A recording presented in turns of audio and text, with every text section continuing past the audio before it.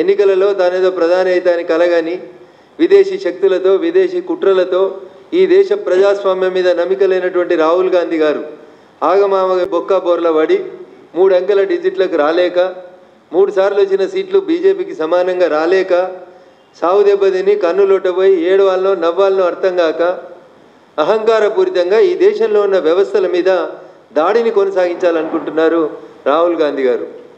దానికి ముఖ్యమంత్రి గారు లాంటి వాళ్ళు దందాలు చేసుకునేటోళ్ళు మా తమ్ముడు దందా చేస్తే తప్ప అని అడిగిండు. మీ తమ్ముడు దందా చేస్తే తప్పు కానప్పుడు సెబీ చైర్మన్ షేర్లు కొంటే తప్ప అని నేను అడుగుతున్నాను. ఇది తప్పు కాకపోతే అది తప్పు కాదు. తమ్ముడు దందా చేస్తే ఖండించాలి. దందా చేయదు తమ్మి, లీగల్గా వ్యాపారం చేసుకోమని చెప్పాలి.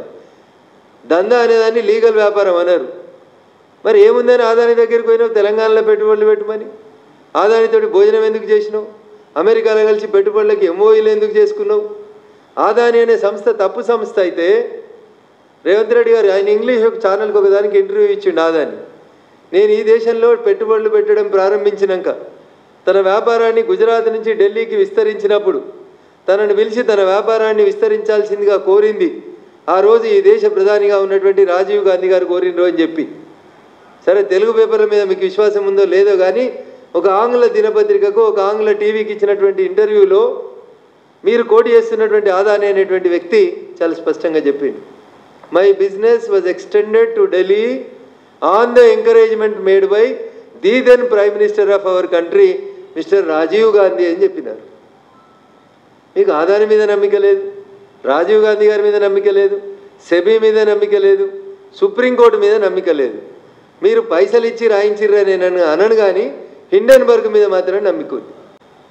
నేను అడుగుతుంది ఏంటంటే సూటిగా హిండెన్బర్గ్కున్న క్రెడిబిలిటీ ఏంది? వాళ్ళు మళ్ళీ ట్వీట్ చేసిర్రు త్వరలో ఇంకో సంచలనాన్ని బయట పెడతామని. రోడ్డున పోయే దానయ్య 150 కోట్ల మంది ప్రజలు ఉన్నటువంటి భారత ప్రజాస్వామ్యం మీద, భారతదేశ ఆర్థిక వ్యవస్థ మీద ఏదో ఒక దాడి చేయాలని కుట్ర చేస్తే దానికి మీరు ఎందుకు భజన చేస్తున్నారు రాహుల్ గాంధీ అండ్ బ్యాచ్ అని నేను అడగదలుచుకున్నాను. ఆ హిండెన్బర్గ్ వెనకాల మీ దందా ఏముంది అని అడుగుతున్నాను. ఆ హిండెన్బర్గ్లో పోనీ వ్యాసం రాసినోడు ఎవడు? జార్జ్ సోరెస్ అనేటోడు. రేవంత్ రెడ్డి భాషలో చెప్పాలంటే వాడు ఎవడు? షేర్లు కొని అమ్మేటోడు. ఏమంటాడు రేవంత్ రెడ్డి అసంటోళ్ళని? బ్రోకర్లు అనాలి. ఎవడు జార్జ్ సోరెస్ అని హిండెన్బర్గ్లో వార్త రాసిన జర్నలిస్ట్ ఎవడు? By profession is not a journalist. వాడు సంస్థ ఓ దుకాణం పెట్టుకున్నాడు. ఈయన దందా పెట్టుకున్నాడు, వాడు దుకాణం పెట్టుకున్నాడు. దుకాణం పెట్టుకొని వాడు చిన్న చిన్న సంస్థల షేర్లు కొని ఎక్కువ పైసలకు అమ్ముకునేటోడు. ఆయన పేరు జార్జ్ సోరస్. ఆయన ఆదాని కంపెనీల షేర్లను తగ్గింపజేసి చిన్న కంపెనీల షేర్లను పెంచుకుంటేందుకు, వ్యాపార సామ్రాజ్యంలో అడ్డగోలుగా డబ్బులు సంపాదించుకుంటేందుకు 2 తప్పుడు వార్తలు రాస్తే ఆ తప్పుడు వార్తలు పట్టుకొని దేశమంతా మేము ధర్నాలు చేస్తాం. మీరు ధర్నాలు చేస్తే తప్పు, లేకపోతే బీఆర్ఎస్ కూడా ధర్నా అయితే కూడా తప్పు లేదు. కేంద్రంలో అధికారంలోకి రాలేదని మీ పార్టీ ధర్నా చేసింది, రాష్ట్రంలో అధికారంలోకి పోయిందని వీళ్ళు ధర్నా చేస్తున్నారని ట్రీట్ చేసుకోవాల్సి ఉంటుంది. అంతకంటే ఎక్కువ ఉంటుందన్న. సుప్రీంకోర్టు చెప్తే నమ్మరు. ఎక్కడ కూడా అవకతవకలు జరగలేదని సెబీ చాలా స్పష్టంగా సుప్రీంకోర్టుకి ఇచ్చినటువంటి తన రిపోర్ట్ లోపల చెప్పింది. సెబీ హిండెన్బర్గ్కి షోకాజ్ నోటీస్ కూడా ఇచ్చింది. ఆ అమెరికా సంస్థ కూడా బాజాప్తా నోటీసులు ఇచ్చారు. సెబీ ఇచ్చినటువంటి నోటీస్కి సమాధానం చెప్పడం చేతగాక సెబీ చైర్మన్ మాధవి పూరి బచ్ మీద, ఆమె భర్త మీద ఆదాని కంపెనీలలో షేర్లు నేను ఆరోపణలు చేస్తున్నారు. ఆదాని కంపెనీలో షేర్లు ఉన్న వాళ్ళందరూ మీరు ఏం చెప్పదలుచుకున్నారు? అంటే మీరు భారత షేర్ మార్కెట్ని దెబ్బచేయాలనుకుంటున్నారా? భారత వాణిజ్య వ్యాపార రంగాల్ని చేద్దామనుకుంటున్నారా?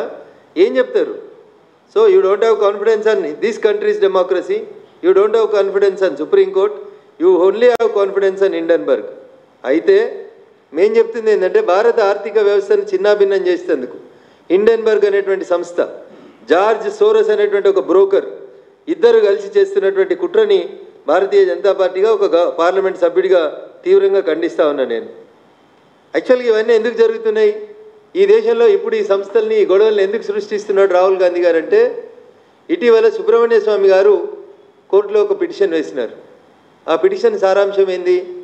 రాహుల్ గాంధీ ఆంగ్లేయ పౌరుణ్ణని చెప్పి ఓ కంపెనీకి డైరెక్టర్గా ఉండి బ్రిటన్లో ఓ కంపెనీని స్థాపించి దాని పేరు మీద వ్యాపారం చేసి 2-3 సార్లు అక్కడ ఉండేటువంటి ఐటీ రిటర్న్ సబ్మిట్ చేసినప్పుడు, అక్కడ ఉండేటువంటి ఆర్థిక సంస్థలకి రిటర్న్ సబ్మిట్ చేసినప్పుడు బ్రిటన్ పౌరుణ్ణని చెప్పి బాజాబ్తా అఫిడవిట్లు ఇచ్చి భారతదేశంలో ఎంపీగా పోటీ చేసినప్పుడు ఇక్కడ ఇండియన్ సిటిజన్ అని రాసి అక్కడ ఆంగ్లేయ పౌరసత్వం ఉందని రాసిండు కాబట్టి దాని మీద సుబ్రహ్మణ్య స్వామి ఒక పిటిషన్ వేస్తే సభ్యత్వం ఉంటుందో ఊడుతుందో, సిటిజన్షిప్ ఉంటుందో పోతుందో.